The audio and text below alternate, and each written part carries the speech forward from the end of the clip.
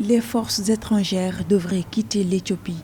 Tel est l'appel du secrétaire général de l'Organisation des Nations Unies, Antonio Guterres, devant les membres du Conseil de sécurité de l'institution. Le chef de l'ONU exige également que l'accès humanitaire sans restriction à toutes les zones dont le besoin soit garanti et que les travailleurs humanitaires soient respectés. Toutes les parties doivent mettre fin immédiatement aux hostilités sans condition préalable et saisir la possibilité de négocier un cessez-le-feu durable. Le profilage rhétorique inflammatoire et ethnique déchirera le tissu social du pays. Le secrétaire général de l'ONU indique qu'il n'y a pas de solution militaire au conflit dans le Tigré, alors que les lignes de front militaire du Tigré ont maintenant atteint les régions d'Amara et d'Afar. Il indique que l'unité de l'Éthiopie et la stabilité de la région sont en jeu. Le conflit au Tigré ne fait pas que s'enliser. En prenant une dimension identitaire, on assiste non seulement à une intégration progressive des civils, mais aussi à une métastase de cette crise dans le pays. Au vu de la position géographique de la place de l'Éthiopie dans la Corne de l'Afrique, ce risque de guerre civile peut impacter négativement la sous-région, notamment l'Érythrée et le Soudan. Pour préserver la stabilité de la sous-région, l'Union africaine se doit de jouer le rôle de facilitateur de dialogue en invitant les deux parties à la retenue et au dialogue constructif. L'ONU évoque plus de 2 millions de personnes déplacées dans le conflit éthiopien